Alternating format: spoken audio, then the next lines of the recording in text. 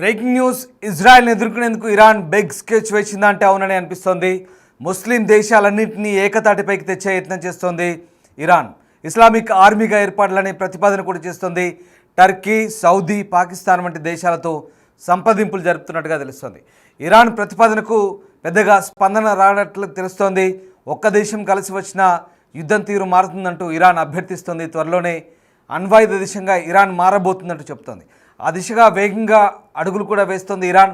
ప్రస్తుతం America, Russia, France, Bharat, Pakistan, China, Israel, ఉత్తర Korea దగ్గర అణ్వాయుధాలు ఉన్నాయి. ఇరాన్ కూడా అణ్వస్త్ర దేశంగా మారితే తమ మనగడికే ముప్పు అంటూ ఇజ్రాయెల్ భావిస్తోంది. అందుకే ఆ దేశ అణుస్థావరాల లక్ష్యంగా దాడులు చేస్తుంది. పరోక్షంగా ఇరాన్కు సహాయం చేస్తానంటూ పాకిస్తాన్ చెప్తోంది. ఈ నేపథ్యంలోనే పాకిస్తాన్ మళ్ళీ మాట మార్చిన పరిస్థితి కనబడుతోంది. ఇక పశ్చిమాసియాలో యుద్ధ మేఘాలు భీకరంగా కమ్ముకున్న వేళ ఇరాన్ అవసరమైతే ఇరాన్కు పాకిస్తాన్ అణుసాయం చేయబోతుందంటూ ఆ దేశ సైనిక జనరల్ చెప్పిన అంశాన్ని ఇప్పుడు పాకిస్తాన్ మళ్ళీ ద్వంద్వ వైఖరి పాటిస్తోంది. అలాంటిదేం చేయట్లేదంటూ చెప్తున్న పరిస్థితి కనబడుతుంది. కానీ పరోక్షంగా పాకిస్తాన్ ఇరాన్కు సహాయం చేయబోతుందనే వాదనలు కూడా వినిపిస్తున్నాయి. ఆపరేషన్ రైజింగ్ లైన్ పేరిట తమపై ఇజ్రాయెల్ అణ్వాయుధాలు ఉపయోగిస్తే మద్దతుగా పాకిస్తాన్ అణుదాడులకు దిగుతుందంటూ ఇరాన్ సంచలన ప్రకటన చేసిన నేపథ్యంలో Iran revolutionary guard corps commander general Mohsen Rezaei స్వయంగా ఈ ప్రకటన చేయడం ప్రపంచ దృష్టిని ఆకర్షించింది. అయితే ఈ ప్రకటనపై ఇప్పుడు పాకిస్తాన్ యూటర్న్ తీసుకున్నట్టుగా తెలుస్తోంది. పాకిస్తాన్ రంగంలోకి దిగి ఇజ్రాయెల్పై న్యూక్లియర్ అటాక్ చేస్తుందంటూ ఇరాన్కి చెందిన జనరల్ రెజాయ్ చేసిన ప్రకటనతో ఒకసారిగా ఇరాన్ ప్రభుత్వం నడిపించే ఓ ఛానల్ కూడా ఈ అంశాన్ని ధృవీకరించింది. అయితే దీనిపై పాకిస్తాన్ నుంచి స్పష్టమైన హామీ లభించినట్టు కూడా ఆయన ఆ ప్రకటనలో చెప్పారు. అంతేకాదు టర్కీ, సౌదీ, పాకిస్తాన్ ఇతర దేశాలతో కలిసి ఇస్లామిక్ ఆర్మీని ఏర్పాటు చేయాలని మెసేజ్ చెప్తున్నారు. కానీ ఆయా దేశాలు ఇరాన్ యూనిఫామ్ వేసుకోవడానికి సిద్ధంగా లేవనే పరిస్థితులు కనబడుతున్నాయి. వీటిలో ఒక్క దేశమైనా కూడా ఈ ప్రతిపాదనకు ఆమోదం తెలిపితే రాత్రికి రాత్రే ప్రాంతీయ బలాబలాలు మారిపోతాయంటూ రెజాయ్ చేసిన ప్రకటనతో ఒక్కసారిగా ప్రపంచం దృష్టిని ఆకర్షించింది. కానీ ఇరాన్ ఇచ్చిన ప్రకటనను పాకిస్తాన్ ఖండిస్తోంది. తాము అలాంటి కమిట్మెంట్ ఏమీ ఇవ్వలేదంటూ పాకిస్తాన్ రక్షణ మంత్రి చెప్తున్నారు. అయినప్పటికీ ఇరాన్కు తమ విస్తృత మద్దతు ప్రకటించారు. ఇరాన్ రాజధాని టెహ్రాన్పై ఇజ్రాయెల్ చేసిన దాడుల్ని పాకిస్తాన్ ఇదివరకే ఖండించింది. అలాగే యూదు దేశమైనటువంటి ఇజ్రాయెల్కి వ్యతిరేకంగా ఇరాన్కు తాము మద్దతుగా నిలుస్తామంటూ పాకిస్తాన్ రక్షణ మంత్రి ఖ్వాజా ఆసిఫ్ జూన్ 14న చేసిన పాకిస్తాన్ జాతీయ అసెంబ్లీలో చేసిన ప్రకటన ఇప్పుడు మళ్ళీ ఆసక్తి రేపుతుంది. ఇరాన్, యెమెన్, పాలస్తీనాకు ఇజ్రాయెల్ లక్ష్యంగా చేసుకుంది. ఇప్పటికైనా ఇస్లాం దేశాలు ఏకతాటిపైకి రావాల్సిన అవసరం ఉందంటూ, లేకుంటే ఈ దేశాలకు పట్టిన గతే రేపు తమకు పడుతుందంటూ OIC organisation of Islamic cooperation దేశాలు ఇజ్రాయెల్ దాడులపై వ్యూహరచన కోసం సమావేశాన్ని నిర్వహించాల్సి ఉందంటూ పాకిస్తాన్ రక్షణ మంత్రి ఖ్వాజా చేసిన వ్యాఖ్యలను తుర్కీ టుడే ప్రముఖంగా ఇవాళ ప్రచురించిన పరిస్థితి. ఈ నేపథ్యంలోనే అసలు పాకిస్తాన్ నిజంగానే ఇరాన్కు మద్దతుగా ఇజ్రాయెల్పై అణుదాడికి దిగుతుందా, అంత ధైర్యం చేస్తుందా ఇప్పుడున్న పరిస్థితిలో? చేస్తే కనుక ఇజ్రాయెల్ చూస్తూ ఊరుకుంటుందా? ఇజ్రాయెల్ ఇరాన్తో సరిహద్దు పంచుకునే పాకిస్తాన్ నెక్స్ట్ టార్గెట్గా చేస్తే పాకిస్తాన్ పరిస్థితి ఏంటి? ఇప్పటికే భారత్తో యుద్ధంలో చతికిలబడి పాకిస్తాన్ సైలెంట్ అయిపోయింది. మరోవైపు భారత్ మిత్రదేశమైన ఇజ్రాయెల్ కనుక పాకిస్తాన్ను టార్గెట్ చేస్తే ఇక పాకిస్తాన్ ప్రపంచ పటంలోనే ఉండదు.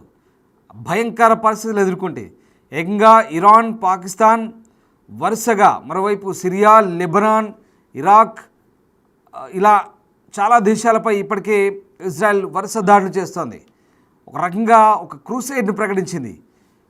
ఆ దేశాలపై యుద్ధం, భారీ యుద్ధమే చేస్తోంది. రణరంగంగా మారుతున్న పరిస్థితి. ఈ నేపథ్యంలో ఇటు ఇస్లామిక్ దేశాలన్నీ కూడా ఏకతాటిపైకి రావాలంటూ చేస్తున్న విజ్ఞప్తిని ఎంత మేరకు ఈ దేశాలన్నీ ఆ అభిప్రాయానికి విలువనిస్తాయి? ముఖ్యంగా తుర్కీ అంటే టర్కీ, సౌదీ, పాకిస్తాన్ ఇలాంటి దేశాలన్నీ కూడా కలిసి రావాలంటూ ఇరాన్ చేస్తున్న ప్రతిపాదనకు ఇప్పుడు ఏ దేశాలు మద్దతు ఇస్తాయని మాత్రం నిజంగా అది అమలుకు నోచుకొని ఒక రకమైనటువంటి జట్టుగా మనం చెప్పొచ్చు. ఎందుకంటే ప్రస్తుతం ఉన్న పరిస్థితుల్లో సిచ్యువేషన్ అంతా చేయి దాటిపోతుంది. వాస్తవానికి ఇప్పుడున్న పరిస్థితుల్లో ఇరాన్ ఇజ్రాయెల్ దాడులు వాస్తవానికి మూడో ప్రపంచ యుద్ధానికి దారి తీయబోతాయనే ఆందోళన కూడా వ్యక్తమవుతున్న నేపథ్యంలో ఈ దేశాలు జట్టు కట్టడం అనేది చాలా అనుమానాస్పదంగా కనిపిస్తుంది. ఎందుకంటే సౌదీ కావచ్చు, యుఏఈ కావచ్చు, ఈ రెండు దేశాలు కూడా ఏ కోశాన ఇరాన్కు మద్దతు ఇచ్చే పరిస్థితి లేదు. ఎందుకంటే ఇజ్రాయెల్కు అలాగే అమెరికాకు అనుకూలంగా ఇస్లామిక్ దేశాలైనప్పటికీ సాంప్రదాయిక ముస్లిం దేశాలైనప్పటికీ ఇరాన్కు మద్దతు ఇచ్చే పరిస్థితులు కనబడట్లేదు. అలాగే మిగతా దేశాలు ఒకవేళ అజర్బైజాన్ లాంటి చిన్న దేశాలు అసలు ఆ దేశాన్ని పెద్దగా లెక్కలోకి తీసుకొని పరిస్థితి, ఎందుకంటే అది చాలా చిన్న దేశం భౌగోళికంగా కూడా. అలాగే పాకిస్తానా సరే ఓసారి జాతీయ అసెంబ్లీలో ఇరాన్కు మద్దతు ఇస్తామంటూ ప్రకటించారు మొన్న 14వ తారీఖు నాడు. మళ్ళీ అంతలోనే అబ్బెబ్బే మేము అలాంటి మాట ఏం మాట్లాడలేదు, ఇజ్రాయెల్పై మేమెందుకు దాడి చేస్తాం, మాకంత సీన్ లేదంటూ మళ్ళీ పాకిస్తాన్ రక్షణ మంత్రి చెప్తున్నారు. కానీ చెప్తూనే మరోవైపు ఇరాన్కు మద్దతు ఇస్తున్నారు. ఖచ్చితంగా ఇరాన్ లాంటి దేశాలకు తమ మద్దతు ఉంటుంది, ఇజ్రాయెల్ దాడి చేయడం మంచి పద్ధతి కాదు అంటూ ఒకవైపు. అంటే అంతకుముందే మనమంతా కలిసి రావాలి, ఇస్లామిక్ బ్రదర్హుడ్ పేరుతో ఇజ్రాయెల్ని ఎదుర్కోవాలి, ఇప్పటికే పాలస్తీనా, సిరియా వీటన్నిటి మీద దాడి చేస్తుంది కాబట్టి ఇప్పుడు అంతా ఏకమవ్వాలంటూ, లేకపోతే ఇక మన మనుగడ అసాధ్యమంటూ పాకిస్తాన్ అసెంబ్లీలో చెప్పారు. కానీ అంతలోనే మళ్ళీ మాట మార్చారు. ఎందుకంటే ఇజ్రాయెల్ కనుక పాకిస్తాన్ పని పడితే ఇక ప్రపంచ పటంలోనే ఉండదు, చాలా దారుణంగా ఉంటుంది. ఎందుకంటే పక్కన భారత్ ఉంది, భారత్ ఇజ్రాయెల్ మిత్రదేశం. మన భూభాగాన్ని వాడుకొని పాకిస్తాన్ మీద అటాక్ చేస్తే కనుక నామరూపాలు లేకుండా పోతుంది పాకిస్తాన్.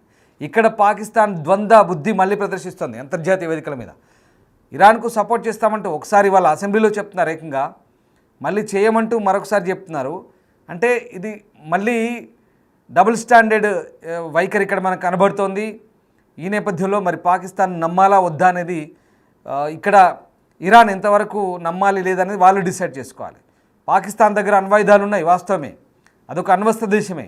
కానీ పొరుగున భారత్ ఉంది, అంతకు మించి చాలా భయంకరమైన పరిస్థితి ఉంటుంది. పాకిస్తాన్ కనుక తెగబడి దుస్సాహసం చేసి ఇజ్రాయెల్ మీదకి దాడికి తెగబడితే కనుక పక్కా దేశమైనటువంటి భారత్ మిత్రదేశం, మనకెప్పటి నుంచో తాతల కాలం నాటి నుంచి ఇజ్రాయెల్ మనతో బలమైన బంధాలు ఉన్నాయి, సాంస్కృతిక బంధం ఉంది, వారసత్వ బంధం ఉంది. యూదులు, హిందువులు ఎప్పటి నుంచో సాంస్కృతిక వారసత్వ స్నేహాన్ని కొనసాగిస్తున్నారు. అంతేకాదు ఇజ్రాయెల్ మనకు అన్ని విధాలు ఆదుకుంటుంది, సైనిక సహాయం చేస్తోంది, వ్యవసాయపరంగా టెక్నాలజీని అందిస్తోంది. ఇవాళ మన భారత్ ఈ రకంగా నిలదొక్కుంటుంది సైనిక పరంగా. పొరుగు దేశమైన దాయాదైన పాకిస్తాన్ ఎదుర్కొంటుందంటే ఇజ్రాయెల్ అందించిన టెక్నాలజీ వల్లే, ఇజ్రాయెల్ అందించినటువంటి సైనిక సహకారం వల్లే. అది మాత్రం సుస్పష్టం, కాదనలేని వాస్తవం. అంతెందుకు మొన్న భారత్ పాకిస్తాన్ యుద్ధమైనప్పుడు ఆపరేషన్ సింధూర్లో మనం చాలా వరకు ఇజ్రాయెల్ ఆయుధాలని వాడాం, చాలా వరకు ఇజ్రాయెల్ మిసైల్స్ని, ఇజ్రాయెల్ డ్రోన్ అని వాడాం మనం. అలాగే మన స్వదేశీ పరిజ్ఞానంతో తయారు చేసిన వాటిని వాడాం, అలాగే రష్యాను కూడా వాడాం. అంటే చాలా వరకు మనకు ఇజ్రాయెల్ సహకరిస్తున్న పరిస్థితి. ఈ నేపథ్యంలో ఒకవేళ పాకిస్తాన్ కనుక ఇజ్రాయెల్పై న్యూక్లియర్ వార్ చేస్తే భారత్ ఊరుకుంటుందా? ఊరుకోదు. మన మిత్రదేశమైన ఇజ్రాయెల్కు సహాయం చేస్తాం. మనం నేరుగా యుద్ధంలో పాల్గొకపోయినా మన భూభాగాన్ని ఉపయోగించి ఇజ్రాయెల్ అటాక్స్ కనుక చేస్తే పాకిస్తాన్ నామరూపాలు లేకుండా పోతుంది, ప్రపంచ పటంలోనే లేకుండా పోతుంది. ఎందుకంటే పొరుగున బలూచిస్తాన్ నుంచి ఇరాన్కు కనెక్షన్ ఉంది. కానీ బలూచిస్తాన్ ఊరుకుంటుందా? బలూచిస్తాన్ ఇప్పటికే పాకిస్తాన్తో ఢీ అంటే ఢీ అంటుంది. అసలు స్వతంత్ర దేశంగా ప్రకటించుకుంది బలూచిస్తాన్. ఎక్కడ బలూచిస్తాన్కి ఇక లింకే లేదు. ఇప్పటికే బలూచిస్తాన్ వేరుగా అయిపోయింది, సొంత జెండా పెట్టుకుంది, సొంత దుకాణం పెట్టుకుంది. బలూచిస్తాన్ ఆల్రెడీ పాకిస్తాన్ నువ్వు మాతో సంబంధం లేదు పో అంటుంది. ఎందుకంటే బలూచిస్తాన్ ప్రజలు దశాబ్దాల కాలంగా అణచివేతకు గురవుతున్నారు, మానవ హక్కులు హరించబడుతున్నాయి. పాకిస్తాన్ చేసే పాలనకు అక్కడ బలూచిస్తాన్లో ప్రజలు విసిగెత్తారు. చూసాంగా మనం పాకిస్తాన్ ఆర్మీని ఏ రకంగా లేపేస్తున్నారు బలూచిస్తాన్ వాళ్ళు. సో ఇక్కడ బలూచిస్తాన్తో సరిహద్దు పంచుకుంటున్న ఇరాన్ నుంచి దాడి చేయాలంటే పాకిస్తాన్ పెద్ద దుస్సాహసమే చేయాలి. అదంతా సాధ్యమయ్యే పని కాదు, అసలు టెక్నికల్గా కూడా సాధ్యమయ్యే పని కాదు. బహుశా ఏ కరాచీ నుంచో, ఇస్లామాబాద్ నుంచో, లేదంటే లాహోర్, రావల్పిండి నుంచో అణ్వాయుధాలు ఇజ్రాయెల్ పైకి ప్రయోగించాలి, కానీ సాధ్యమయ్యే పని కాదు. సో సరే అదంతా క్యాలిక్యులేషన్స్ పక్కన పెడితే ఇక్కడ సాధ్యమయ్యే పని కాదు. కానీ ఇస్లామిక్ దేశాలన్నీ ఏకతాటిపైకి రావాలంటే అది సాధ్యమయ్యే పని కాదు. సౌదీ కుదరదు, సౌదీ రాదు, యూఏఈ రాదు. యూఏఈ ఇన్ ద సెన్స్ 7 దేశాలు కలిపిన యూఏఈ ఉంటుంది కదా, United Arab Emirates. 7 regions, 7 province కలిసింది. దుబాయ్, అబుదాబి ఇలాంటివన్నీ కూడా ఇవేమి రావు, కలిసి రావు. వాళ్ళంతా అభివృద్ధిని కోరుకుంటున్నారు, యుద్ధాన్ని కోరుకోవట్లేదు, మత ఛాందసవాదాన్ని అస్సలే కోరుకోవట్లేదు. అఫ్కోర్స్ సౌదీ అరేబియా చాలా హార్డ్ కోర్ ఇస్లామిక్ కంట్రీ. కానీ ఇక్కడ ఇలాంటి పిచ్చి చేష్టలు పోదు, యుద్ధాలకు పోదు, అహింసకు పోదు. వాళ్ళ దేశం మట్టుకు వాళ్ళు మంచి నిబంధనలు పాటిస్తారు, సాంప్రదాయాలను పాటిస్తారు, పొరుగు దేశాల జోలికి పోరు, అభివృద్ధి చెందుతున్నారు, మిత్రదేశంగా ఉంటున్నారు, ప్రపంచమందరికి కూడా టెక్నాలజీ అందిస్తున్నారు, స్నేహహస్తాన్ని చేస్తున్నారు. కానీ ఇక్కడే తుర్కీ, పాకిస్తాన్ ఇలాంటి కొన్ని పనికిమాలిన దేశాలు, ఇవన్నీ కూడా తీవ్రవాదుల కొంపలు. పాకిస్తాన్ అయితే ఇక అదొక global hub, global terrorist hub. ప్రపంచానికి అందరికీ తెలుసు పాకిస్తాన్లో ఉన్న తీవ్రవాద సంస్థలు ఎక్కడా లేవు ప్రపంచంలో. అసలు ఇరాన్ కూడా బహుశా ఫండింగ్ ఇస్తుంది పాకిస్తాన్కి ఈ తీవ్రవాదాన్ని పెంచి పోషించడానికి. బహుశా అదే ధైర్యం కావచ్చు ఇరాన్ వాళ్ళకి. పాకిస్తాన్ కనుక మాపై ఇజ్రాయెల్ యుద్ధం చేస్తే మాకు పాకిస్తాన్ సహాయం చేస్తుందంటూ ఆ రెవల్యూషనరీ గార్డ్స్ జనరల్ వాడు చెప్తున్నాడు, పాకిస్తాన్ మాకు సహాయం చేస్తుంది, మాకేం భయం లేదు, మాకు డోకా లేదు. కానీ కష్టం, అది సాధ్యమయ్యే పని కాదు.